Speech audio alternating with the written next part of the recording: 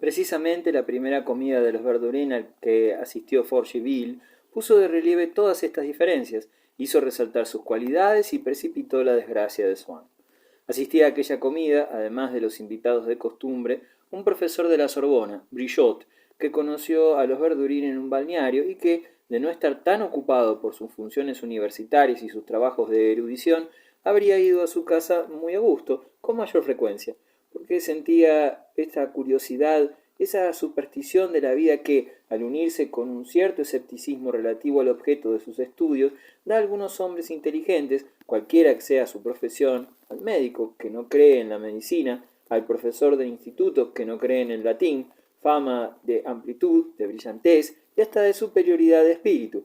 En casa de los Verdurin iba afectadamente a buscar términos de comparación en cosas de lo más actual, siempre que hablaba de filosofía o de historia, en primer término porque consideraba ambas ciencias como una preparación para la vida y se figuraba que estaba viendo vivo y en acción, allí en el clan, lo que hasta entonces solo por los libros conocía, y además porque como antaño le inculcaron un gran respeto a ciertos temas, respecto que sin saberlo conservaba, le parecía que se desnudaba de su personalidad de universitario, tomándose con esos temas libertades que precisamente le parecían libertades tan solo porque seguía tan universitario como antes.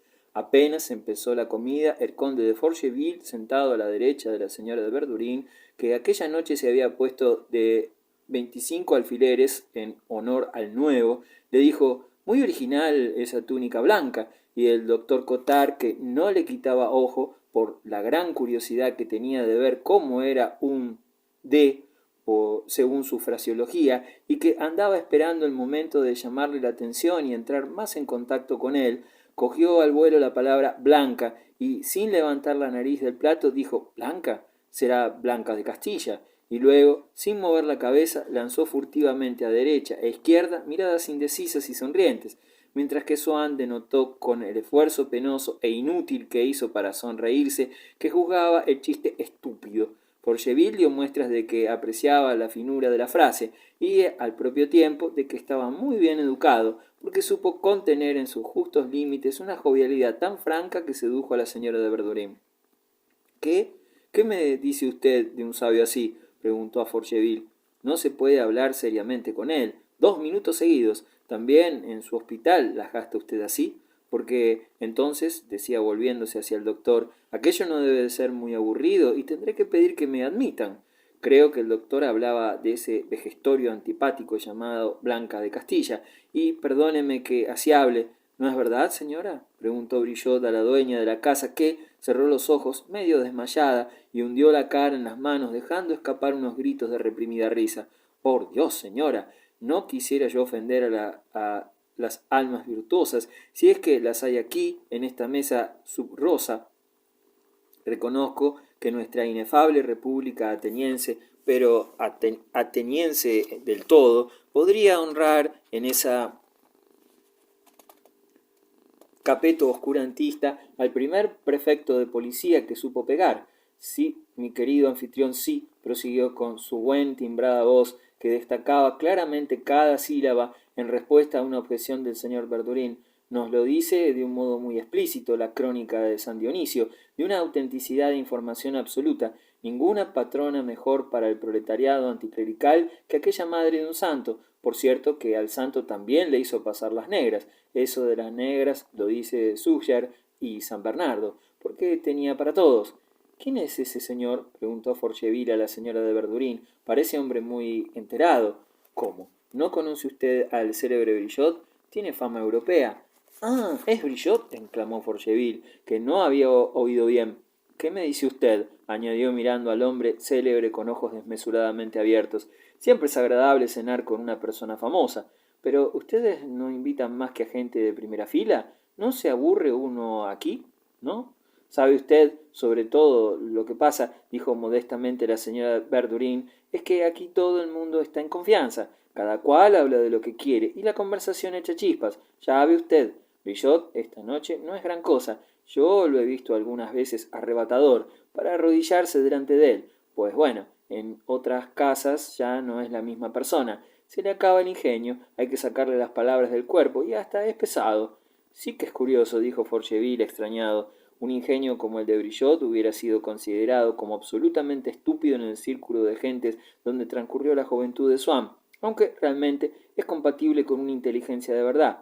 Y la del profesor, inteligencia vigorosa y nutrida, probablemente hubiera podido aspirar en envidia a muchas de las gentes aristocráticas que Swann consideraba ingeniosas, pero estas gentes habían acabado por inculcar tan perfectamente a Swann sus gustos y sus antipatías, por lo menos en lo relativo a la vida de sociedad y alguna de sus partes anejas, que en realidad debía estar bajo el dominio de la inteligencia, es decir, la conversación, que a Swann le parecieron las bromas de Brillot pedantes, vulgares y groseras al extremo.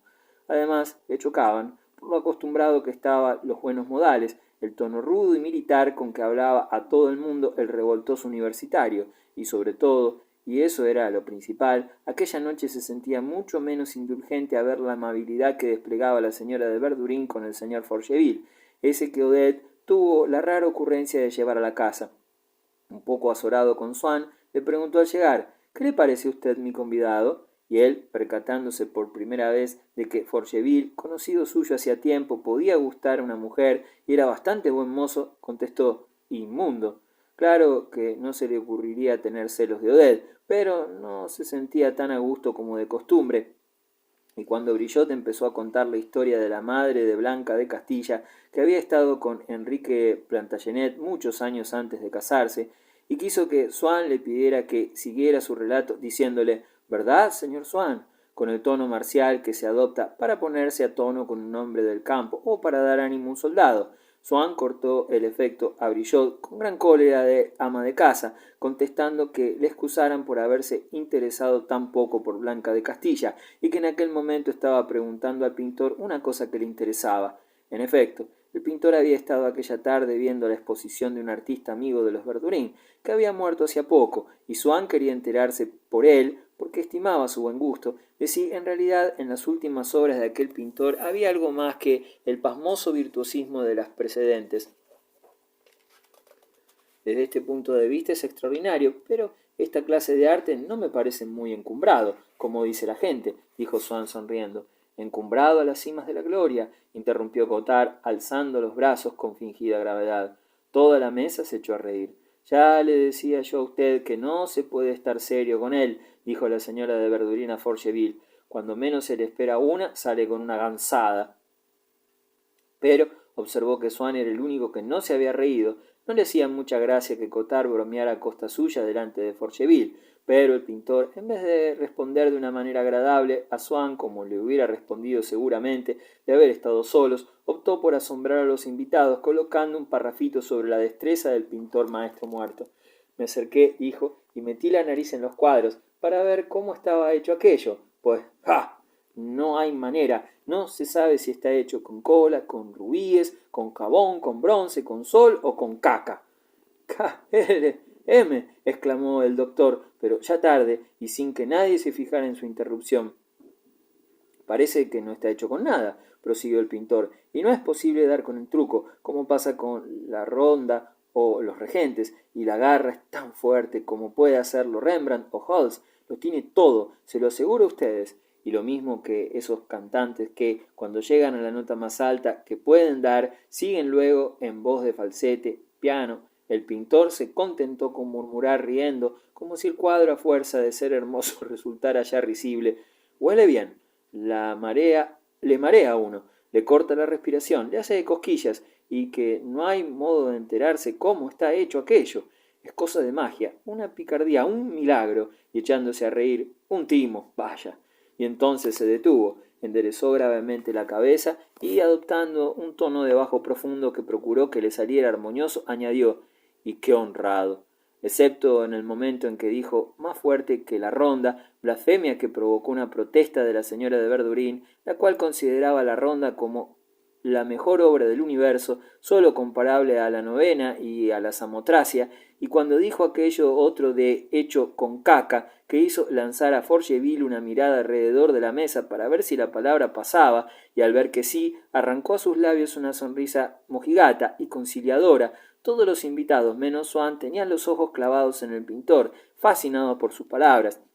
«Lo que me divierte cuando se entusiasma así», exclamó la señora de Verdurin, encantada de que la conversación marchara tan bien, la primera noche que tenían al conde de Forcheville. «¿Y tú? ¿Qué haces con la boca abierta como un bobo?», dijo a su marido. «Ya sabes que habla muy bien. No parece sino que es la primera vez que le oyes. Si usted le hubiera visto mientras estaba usted hablando, se le comía con los ojos, y mañana nos recitará todo lo que ha dicho usted sin quitar una coma».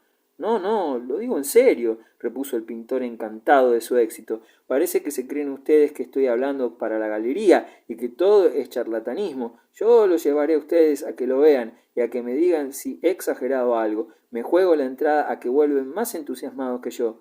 «No, si no le decimos a usted que exagera, lo que queremos es que coma usted y que coma mi marido también. Sirva usted otra vez lenguado al señor. ¿No ve que se le ha enfriado el que tenía? No nos corre nadie. Está usted sirviendo como si hubiera fuego en la casa. Espere un poco para la ensalada». La señora de Cottard era modesta, pero no carecía del aplomo requerido cuando por una feliz inspiración daba con una frase acertada.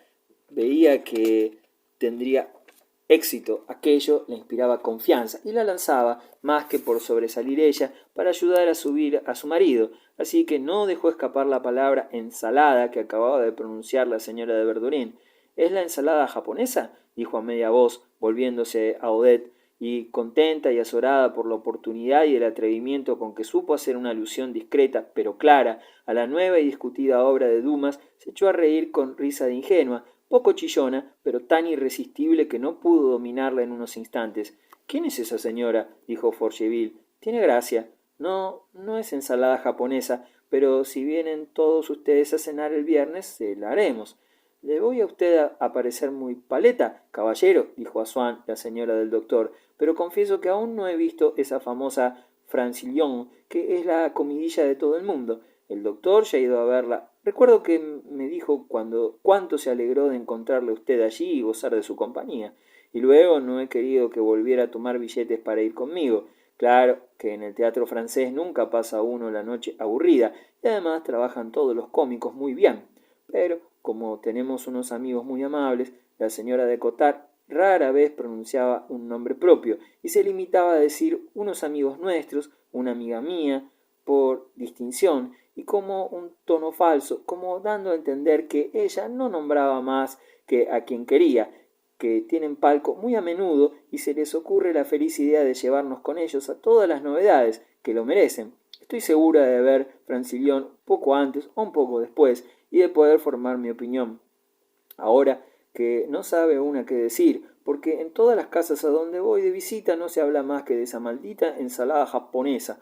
Ya empieza a ser un poco cansado», añadió al ver que Swann no parecía coger con mucho interés aquella candente actualidad. «Pero muchas veces da pie a ideas muy divertidas. Tengo yo una amiga muy ocurrente y muy guapa que está muy al tanto de la moda y dice que el otro día mandó hacer en su casa esa ensalada japonesa, pero con todo lo que dice Alejandro Dumas, hijo, en su obra. Había invitado a unas cuantas amigas, yo no fui de las elegidas, y según me dijo el día que recibe aquello era detestable. Nos hizo llorar de risa. Claro que también hace mucho la manera de contar», añadió viendo que Swann seguía serio. Y, creyéndose que era quizás porque no le gustaba a Francillon, «creo que sufriré una desilusión. Nunca valdrá tanto como Sergio Penin, el ídolo de Odette. Esas obras sí que tienen fondo, son asuntos que hacen pensar, pero mire usted que ir a dar recetas de cocina en el teatro francés. Sergio Panin es otra cosa, como todo lo de Jorge Omet. Por supuesto, siempre está bien escrito. No sé si conoce usted al maestro Herrero, a mí aún me gusta más que Sergio Panin». «Yo, señora, confieso», dijo Swann con cierta ironía, «que tan poca admiración me inspira una como otra».